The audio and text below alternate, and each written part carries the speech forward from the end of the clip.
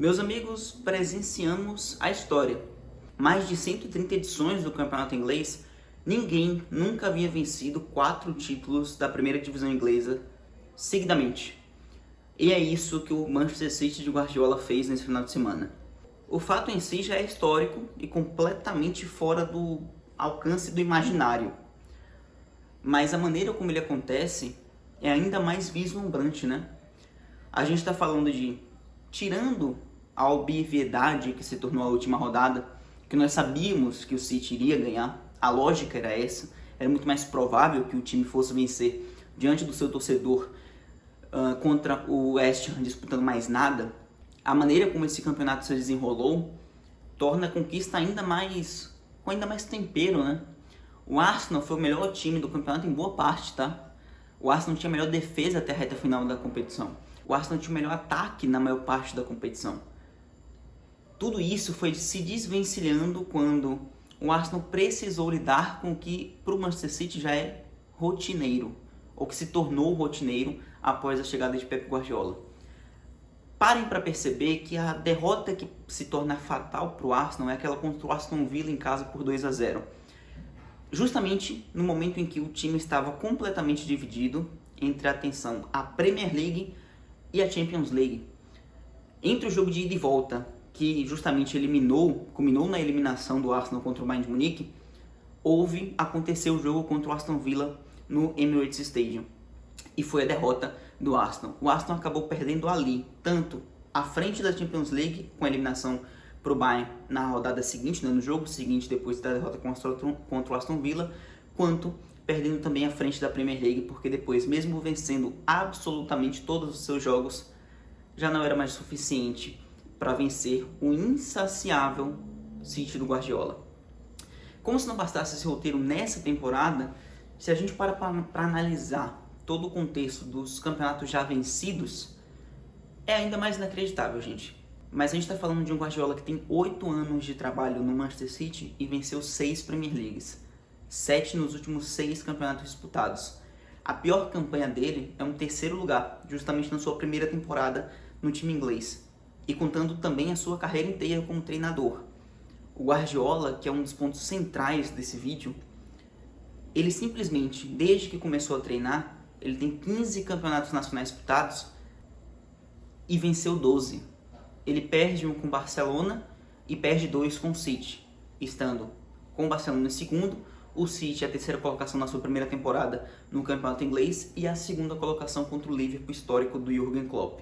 Liverpool esse que foi um dos rivais, né? Um dos principais rivais, o principal na realidade dessa era, como já podemos chamar, do City sob o comando de Guardiola. E o que mais sofreu também, né? Porque a gente está vendo um Arsenal que nessa temporada fez 89 pontos. Em se tratando de vice-campeonatos, é o 3º maior pontuador. Porque justamente os 2 maiores pontuadores que terminaram na 2ª colocação são feitos pelo Liverpool de Jürgen Klopp. A temporada dos 92 pontos e a insana temporada dos 97 pontos que não bastaram para vencer o City de Guardiola. É absurdo. Ele estica a corda a um nível jamais antes visto. As 3 melhores campanhas de vice-campeonato foram vices do Pep Guardiola. Ele já tem 4 campeonatos ingleses com mais de 90 pontos em 8 temporadas. O Alex Ferguson, que tem 13 títulos de Premier League, fez 3 campanhas com mais de 90 pontos. O Wenger, que tem o título do Arsenal invicto em 2003, 2004, ele venceu apenas uma Premier League com mais de 90 pontos. O Guardiola já tem 4. O Guardiola está tornando a liga mais difícil do planeta, porque sim, ela continua sendo, por mais que exista já a dominância do City, ela é a liga mais difícil do planeta há no mínimo 15 anos, até um pouco mais do que isso, depois do declínio do campeonato italiano. Ele está tornando a liga algo banal para o time dele.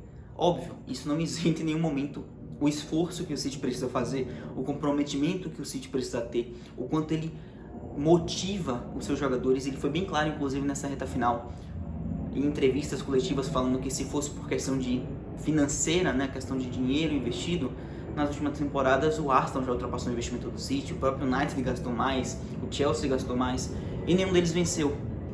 Se trata de um nível de desempenho surreal, um modelo tático que para um modelo de pontos corridos é quase que infalível, né?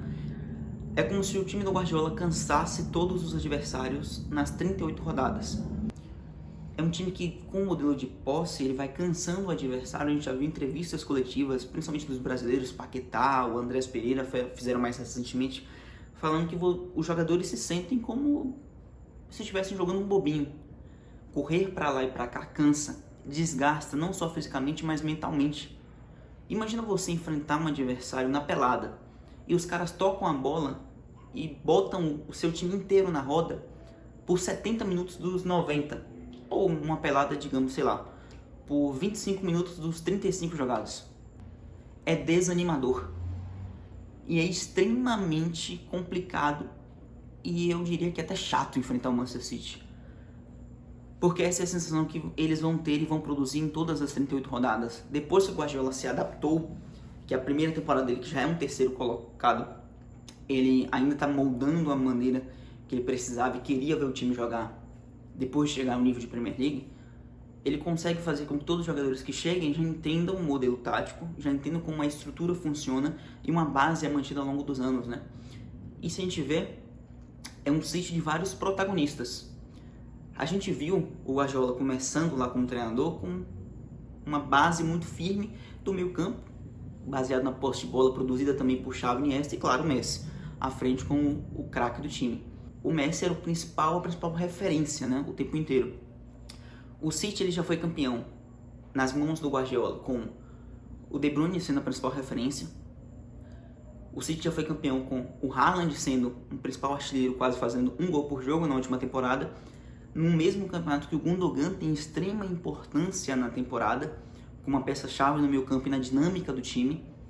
O Rodri, uma peça fundamental no esquema também para dar solidez, a dinâmica de início de jogadas, a dinâmica de domínio da posse e também um controle físico do meio campo, porque ele tem essa capacidade. Mas o principal nome desse último campeonato conquistado é Phil Foden.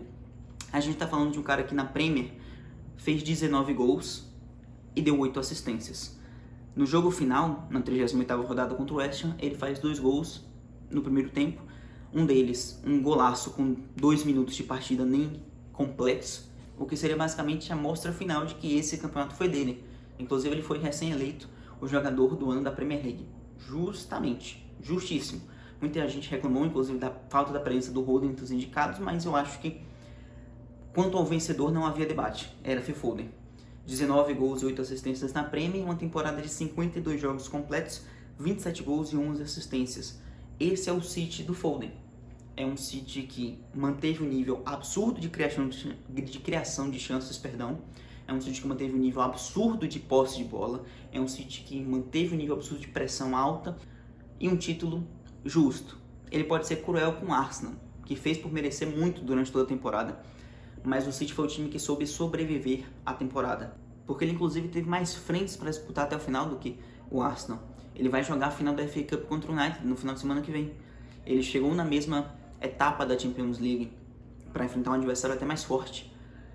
Ele soube se dividir entre isso e não perder o ritmo e, mais ainda, quando era mais importante, manter o nível de concentração e nível de desempenho. E assim vencer seus jogos na reta final. O Arsenal melhorou da temporada passada para cá, em nível de elenco, em nível de vazão e profundidade de time para disputar mais frentes.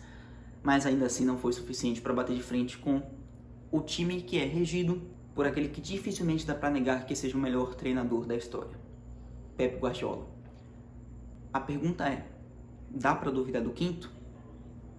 Eu acho que não.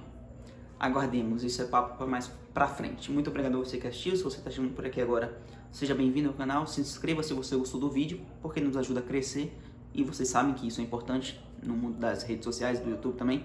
Então, valeu, tamo junto, até o próximo. Se você já está por aqui há muito tempo, muito obrigado pelo seu apoio sempre.